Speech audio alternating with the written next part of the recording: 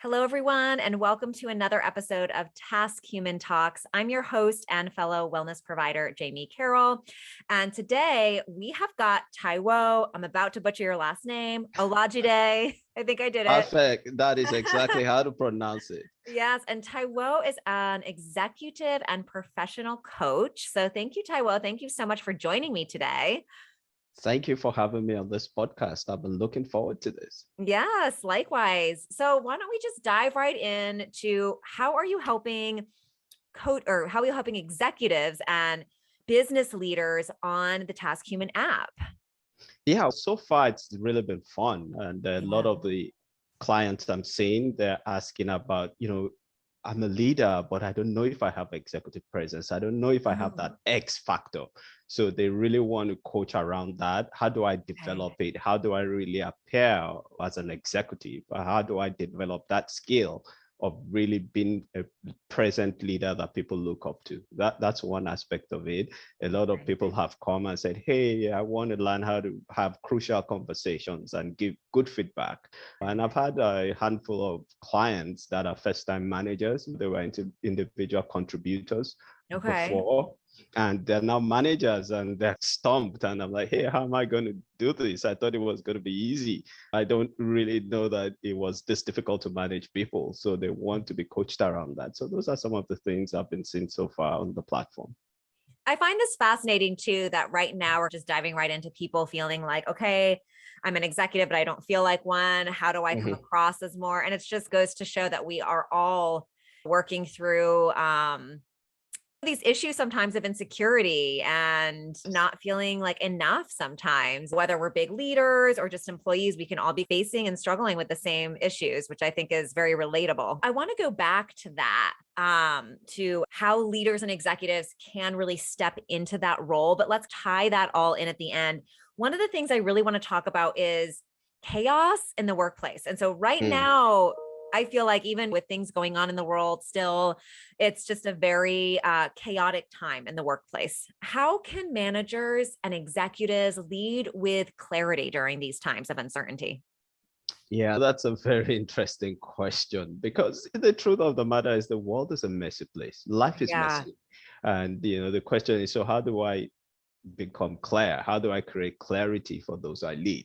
Right. You always have to start with self, always, until you have purpose for yourself. You can have purpose for others. Once you have that purpose, then you have clarity. So it's about your purpose and Exactly. leading. So how do people go about finding their purpose? Brilliant question. Finding purpose starts with self-awareness. Okay. All right. Now, self-awareness is the ability to know who you are, know what your strengths and weaknesses are, know what ticks you off, know when you're getting into a mood or when you're getting frustrated and upset, and then being able to use that knowledge to regulate yourself. It's that trifactor of self-reflection, which creates self-awareness, which leads to self-regulation. When you can follow that sequence, you can have a purpose for yourself. And once you have purpose for yourself, you have clarity for self. Then you can start developing clarity for your team and the people you lead and lead them and move them forward. What did you say right before self-awareness? Self-reflection. Self-reflection. Okay. I just want to make sure I'm getting all this down. So self-reflection leads to self-awareness, which leads to how to regulate oneself, which leads to purpose, which leads to clarity. So you can better lead from that place of clarity, from that place of purpose to better lead your team. Exactly. I love this. And so self-awareness, it sounds like it's really about understanding your emotional patterns too, almost. Yes. Right. It's funny because what I've just described, self-awareness is actually the gateway. It's the entry point for emotional intelligence. Okay. That's what I'm getting. That's the word I'm looking for, because there's so much talk about this though, right? Everyone's helping everybody find their purpose. The first step to any change is self-awareness, but it's like, what does that stuff really mean? And kind of, so people can apply it. Exactly. Okay. Emotional intelligence. Okay. Yeah, and once you have that emotional intelligence of self-awareness, you self-regulate. Until you can Right. regulate yourself, you're not going to be socially aware, which is the other aspect of the emotional intelligence quadrant. Mm, The social right. awareness is just your ability to be able to read other people's emotions, be able to Mm, see what they're going through. And that's where empathy comes from. right.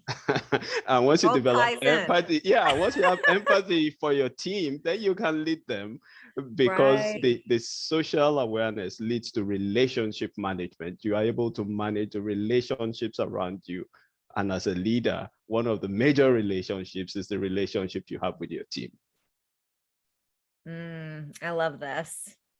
Okay. So really helping to lead from that place of clarity really starts from yourself, from within, Yes, absolutely. which can transfer to every person, even if you're not considered a CEO or executive of some kind. We have relationships Yes. with our family and friends. Mhm. I love it. Now, on the opposite spectrum of that, we've got employees. How can employees deal with like overwhelm, deadlines, chaos in their own workplace, right? I feel like this can be very overwhelming with a lot of things coming Mhm. at you. Do you have any ways to conquer that overwhelm for employees? Yeah, chaos and overwhelm comes from a place of lack of clarity as well. Mm, When you keep having these tasks that you just keep piling on without really asking yourself a simple question: what do I need to say no to say yes to this new priority or to this new task I'm trying to put on my plate? Because time is finite, it's not infinite. We have mm, 24 hours in a day, and right. there is a limit to how many things we can do in a day. Yeah. One of my daily practices is to have a task list, a to-do list. And Okay. I know a lot of people do that, but Right. it's kind of crazy for me when I see people having 20 things on their to-do list for the day. And I'm like, how are Yeah. you going to do 20 things? It's impossible. You've already set yourself up for Right. failure. So for me, it can be more than 6 to 8 things, you know. Okay. 6 to 8 things. Yeah. And if there are other things that are coming on for that day that is going to add to my list, then I have to look at the list, reevaluate and say, okay, what do I need to say no to on this list if I'm going to add something else to the list? Which will not make it go to 9, but it will still leave it at 8 because I'm taking one thing out that I'm Right. going And to move to that another was going day. to be a question I tied into, is that Yeah. everything feels like a priority, right? It's like we got to get so much Yes. done. So how do we prioritize when everything is a priority? Yeah. Once we start telling ourselves everything is a priority, that narrative is almost a false narrative. Mm, We are not really telling us the full story. right. Yeah. That can't possibly be true. It can't possibly be true when everything becomes a priority. Now, the way Yeah. to really deal with that is, I don't like to give advice. As a coach, at times, you don't want to give Right. advice. So what I try to do and what I really love to do is ask questions. Okay.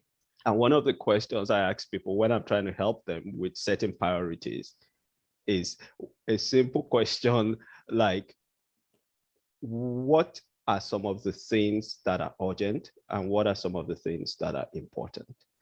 Kind of looking at that 2x2 matrix. They also call it the Eisenhower matrix, where Hmm. if it's urgent and it's important, then you've got to do it. Okay. If it's urgent and it's not important, you have to decide what you're going to do with it. Right. Right.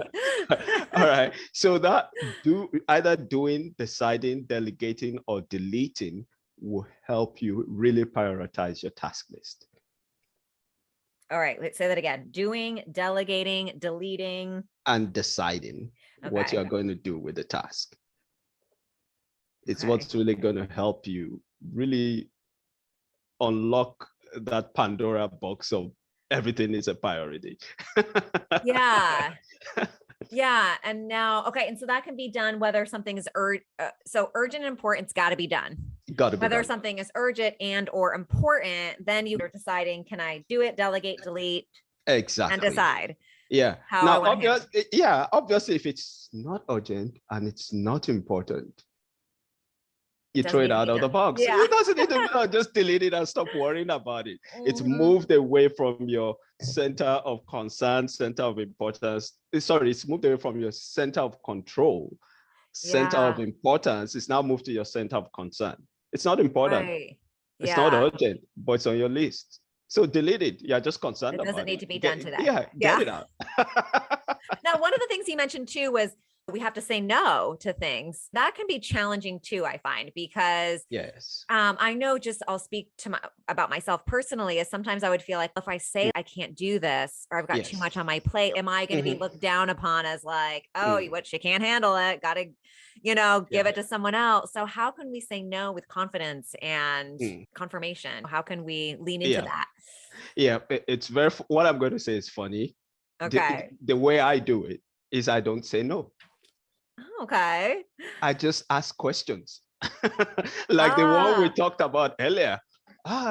Jamie, that's a fantastic idea. Great initiative. My plate is full. What do you want me to say no to? What do you want me to take out of the plate so we can put this and start working on it? So I'm not the one saying no. You are the one saying no. So you're not going to say, hey, he's always saying no. Right. Okay. All right. So you're redirecting it into another question of what is going to be most important, or how can exactly kind of like puzzle piecing the workday almost. Exactly. Flow. Okay. Yeah. It's all around that concept of we have 24 hours. Yeah. We can't do everything. Right. In 24 hours. So what are the things we should do today? And what are the things we should do tomorrow or the next? Okay. I love this.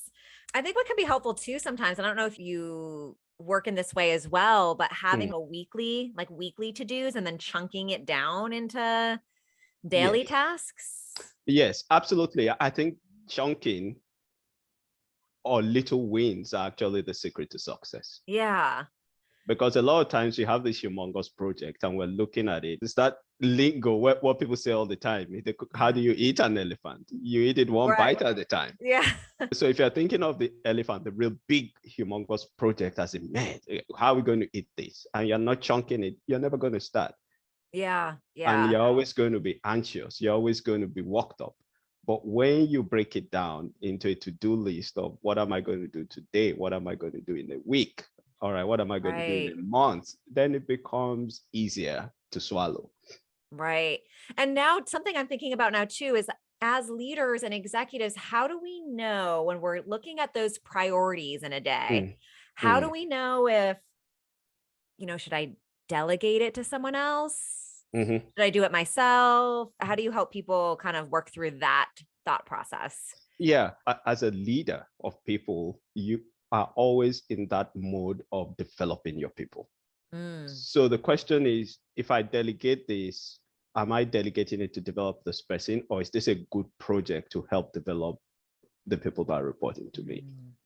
So that's a good way to say, okay, let me delegate this. But delegation should not be mistaken for abdication. You are not abdicating the throne.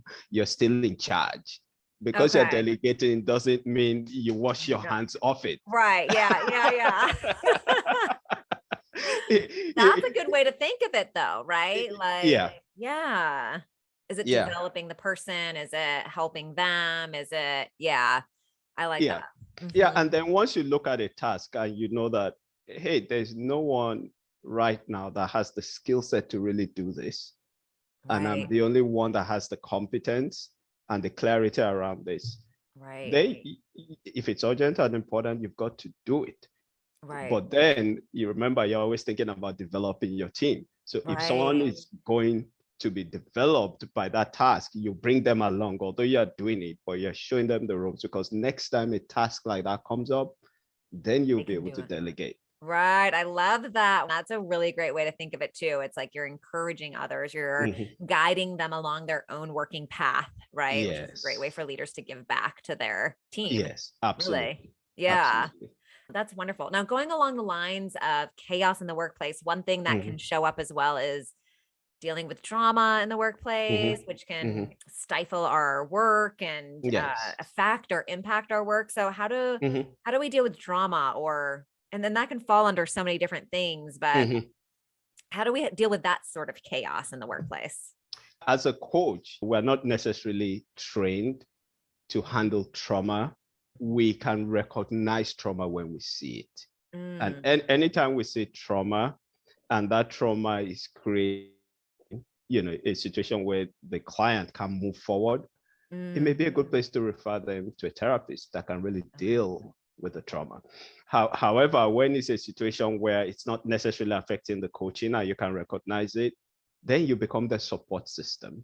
You don't give advice, but you are like a support where, when you see trauma, your hand is, the person is like in a fist, they're like wrapped up like this. Right. Yeah. Yeah. So as the coach, what you want to do is you want to be like this for them. Right. You want to be their support system so that they can open up and get away from that situation that's keeping them stuck. Yeah. Do you think it's important for leaders and executives to encourage like these support groups within their teams? I've been doing some research around this, like the importance of having a support group within communities. And of course, our workplace is one of our communities. Do you think this is an important tool to bring into a team? Oh, yeah. Absolutely. As humans, we are built for relationship. Yeah. Yeah. And having a support system is an outflow of the relationship. When you have a support system, the relationship even becomes stronger. Right. And having that support in the workplace, you're really creating an atmosphere of complete collaboration with the team. And this can help eliminate a lot of this chaos that we're talking about that Yes. comes into the workplace, right? Creating clarity, any kind of drama in the workspace, or if someone's having an issue that they need to be able to work through. If there is someone out there that's listening to this right now, a leader and executive, and they're interested in maybe starting a support group or something with their team, how would they go about doing that? What are the first few steps that they could lean into? Yeah, I think the first thing is to really find out what type of support is needed within the team. You always want to seek and observe trends. What are those things that keep reoccurring within the team that you haven't really been able to solve? Yeah. And when you really think about it deeper, will a support system really help solve this? Right. So that's where you want to start from. Okay. Really going deep, seeking trends, observing what's been going on over a period of time, and then based on your findings, ideas around what type of support system you should start will come up.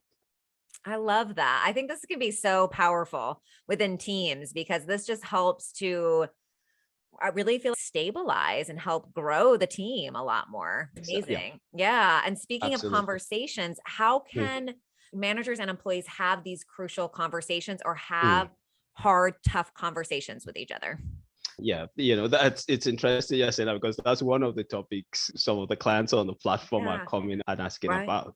There are three elements of a crucial conversation, and at times conversations that are casual become crucial very quickly without you doing it. Right. Yeah. What are the signs of a conversation moving to a crucial one, a casual conversation? One, emotions are going to be involved.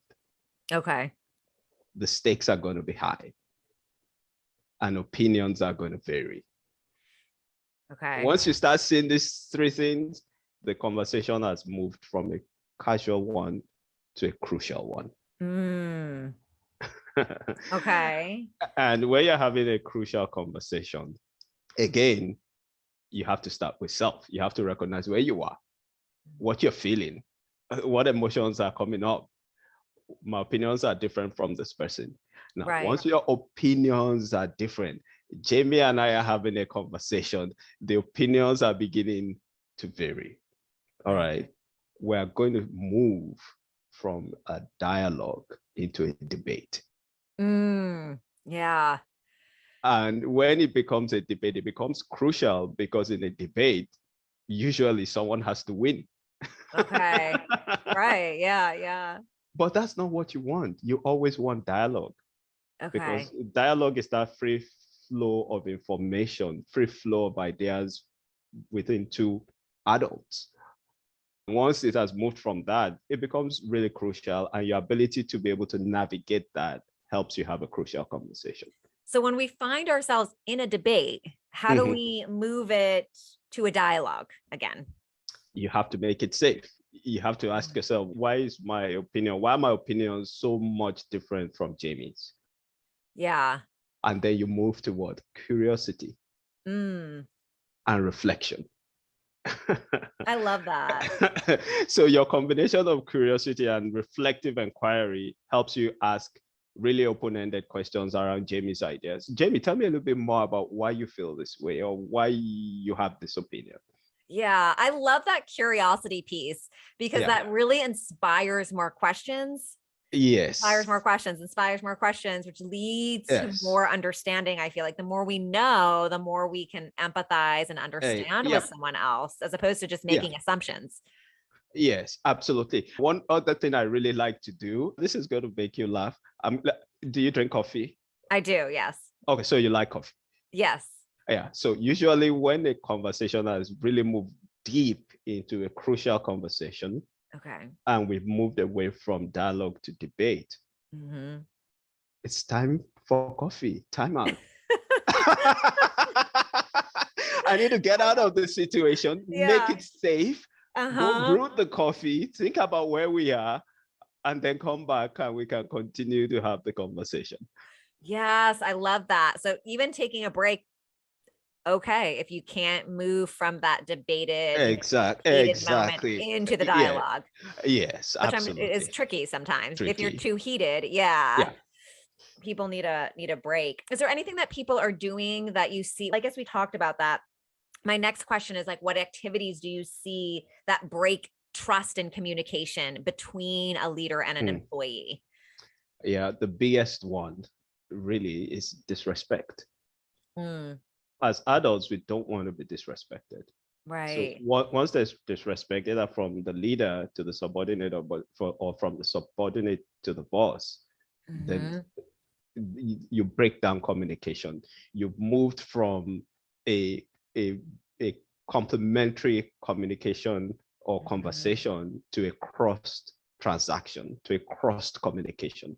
You're moving from what the transactional analysis call, you've moved to the parent ego state or the child ego state instead of being in the adult ego state. The adult ego state is actually a data processing center where we are most rational, and that's where you want to be. But when there's a cross transaction, when there's disrespect, you either move to the parent ego state, you become judgmental, you become authoritative, you become condescending, which may force the person you're having the conversation with to the child ego state. They may feel helpless, they may feel rebellious, and they may talk back and get angry, and there's breakdown in the communication.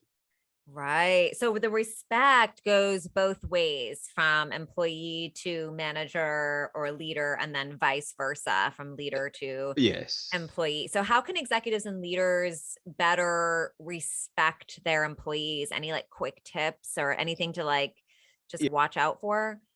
Yeah, for me, it's always about the golden rule. Treat others exactly how you want to be treated. All right. If I wasn't the boss and she was or he was, will I like to be talked to that way? Yeah. So it's almost like putting yourself in the other person's shoe. That empathy aspect of it. We're back to emotional intelligence. Right. Now. It all leads back to that very first thing. Like that's all we need to know. That social awareness aspect of it leads to empathy. You put yourself in another person's shoes and you treat them with dignity and respect, irrespective of what they have done. Right. Absolutely. That makes so much sense. And then the next one was around conversations, but I think we've already covered that as well. We dove a lot into this. What habits do you encourage managers and leaders to incorporate into their day-to-day routines? Wow, that's a big one, but this has worked for me and I've seen it work for a lot of the people I coach. I tell them one of the greatest habits you could have is to start thinking of a leader as a coach or a manager as a coach. And what do coaches do? They ask questions. So building the habit of question thinking will really transform your leadership style. Asking questions that are non-judgmental, questions that are really helping you learn about the situation, learn about others. a lot of times when I'm teaching executive presence, I ask the clients, so tell me, have you seen executive presence in any of your leaders? I say, yeah, I think I've seen it. And they talk about this one person. So tell me about this person. What are they doing? And they're like, man, they listen. They're active listeners. They listen so well. They summarize what I'm trying to say. And then they ask fantastic questions, So I'm beginning to see more and more your ability to really be able to ask questions and build that question thinking habit will make you a better leader. And leaning into that curiosity aspect that you stated is, I think that can be, it's like, how do we ask good questions, or what's a good question? And like a way to lead into that is get curious. Exactly. Like when someone's saying something and you're curious about that, what they're saying, ask another question. Exactly. Yeah. It's really the combination of curiosity and reflection. All right. Reflective inquiry. You're reflecting on what you're hearing and what you're seeing, and you're combining that with curiosity. When you can do that, you ask really thought-provoking, open-ended questions that helps the person you're having the conversation to create an awareness around the subject matter. That's great. Yeah. Because it's not like leading is not just telling other people what to do and being in charge and doing all that. It's still that piece of like empathetic listening, understanding, developing those, that emotional intelligence again, Absolutely. When you are always giving the answers, it becomes problematic, because answers are what? Answers are closed doors. Questions are open doors. So if you're a leader and you're always giving the answers, you will scuttle the creativity of your followers and the people you're leading. All right. You're going to start creating a situation where once the leader shows up, everyone's brains goes flat, because the leader is always coming up with answers. Your team becomes totally uncreative. Wow, I've never heard that before. This is going to be like my new motto in life. Answers are closed doors, questions are open doors. Wow, this is amazing. Yeah. So that's why I love asking questions.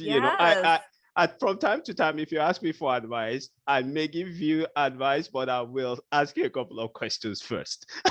Wow, that's really amazing. Because so many times I think too, we want to have the answers. And then when we think of it in that space of like, answers are closed doors, questions are open doors, like that just invites us into all this amazing opportunity as leaders, as employees, just within our own lives, relating to others in general. Absolutely. As a leader, you want to create an environment where once you appear, everyone's creative juices start to flow. Right. Right. And the way you do that is by questions. Oh, that's so amazing. Yeah. They know Jamie's showing up. All right, let's start thinking. She's going to ask us really thought-provoking questions. So they start thinking even before you appear. I love it. That is so amazing. And one of the things you just mentioned again too is appearing, like how you were asking people, how do they know if a leader's like appeared as a leader, appeared as that executive? How can leaders and managers step into that? And what you mentioned right in the beginning that people are talking to about, how can we step into that role to really feel like we are the leader or the manager that we want to be? Yeah. Now, to really be a leader that has presence, or a leader that, that has that executive presence, there's three things you want to really start working on. Okay. One, you have to think of, what am I saying? Okay. All right. Which is your communication style? All right. The second one is, what am I doing? Okay. And the third one is, how am I appearing? How do I look?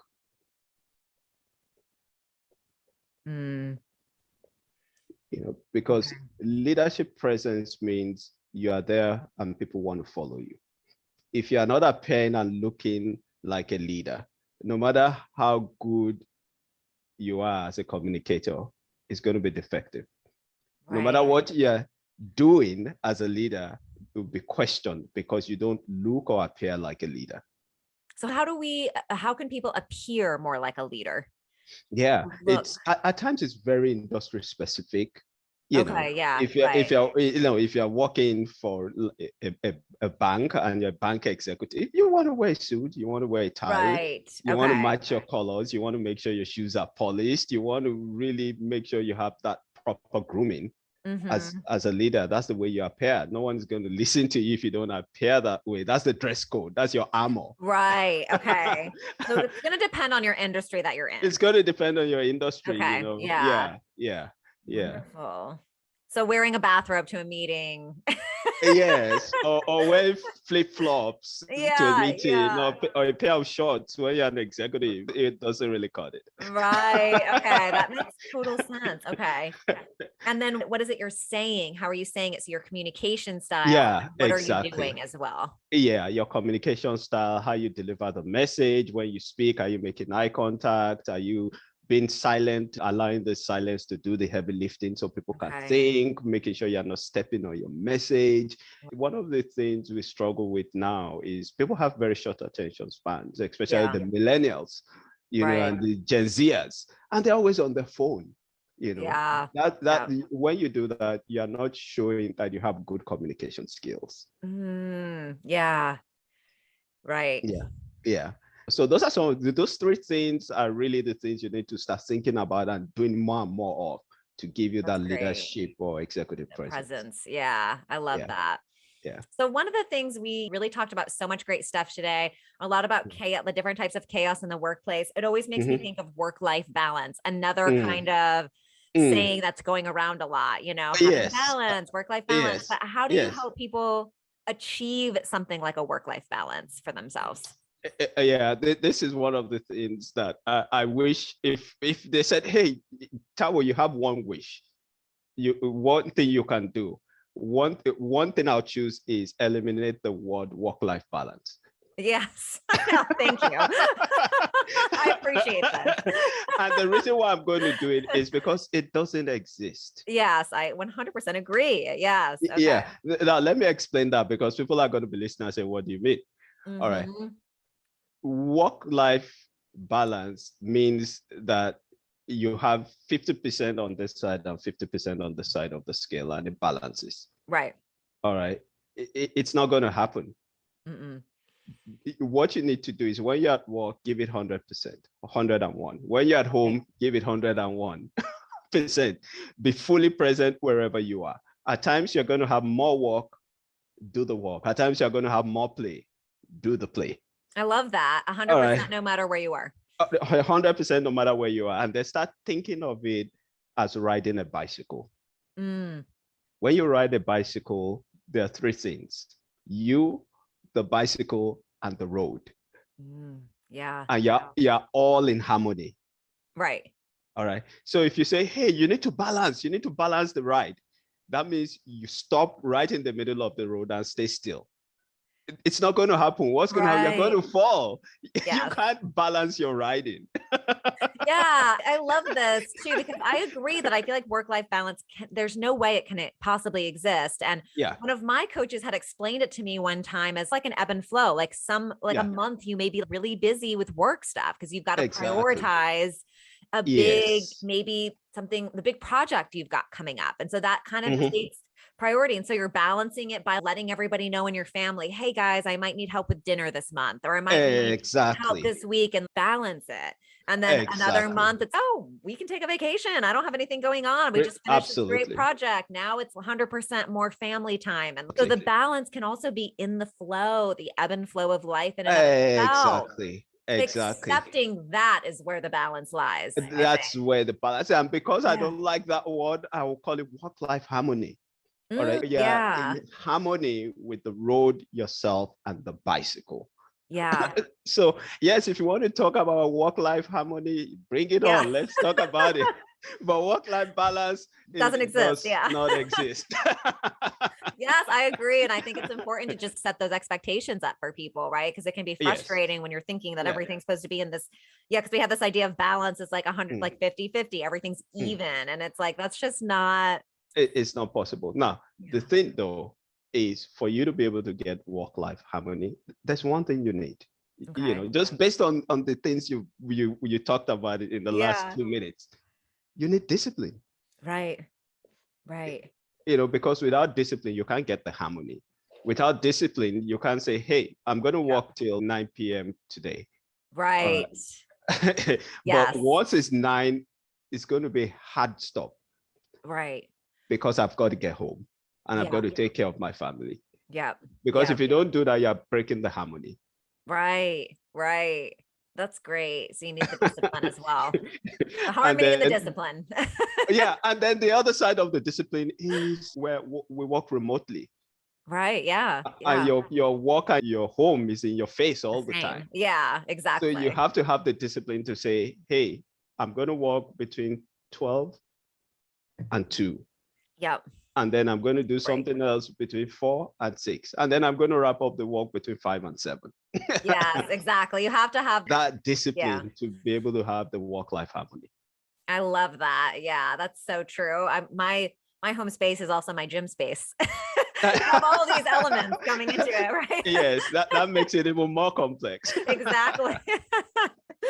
Well, I think we covered everything. Is there anything else you would want any listeners to know, or any executives, managers, anything else you want to share with anybody that's listening to this? Yeah, my final thought, it's always my mantra for life. For me, life is a journey. Yeah. At times you're on the fast track, at times you're on the slow track, at times you're in the middle. Yeah. But wherever you are in life, you need to always be helping someone. Because that is the essence of life. We were put here to help others. And that's why I'm actually in the helping profession. I would want to be in any other place right now, because it's so really helping me achieve my goals as a human, which is to really help people achieve their goals and get to where they need to be.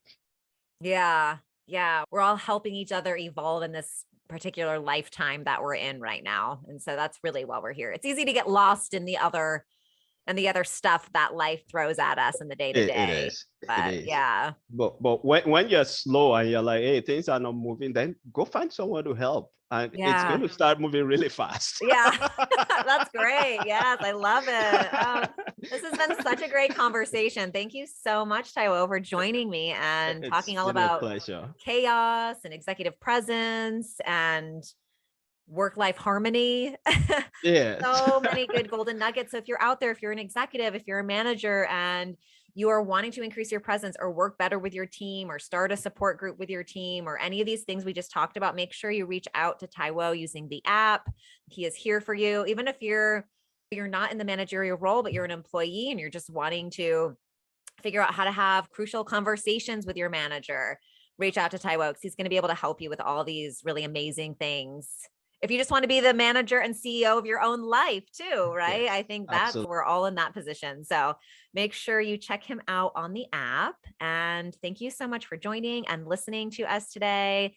That's a wrap on today. And until next time, we'll see you guys then. Bye. Thank you. Thank you.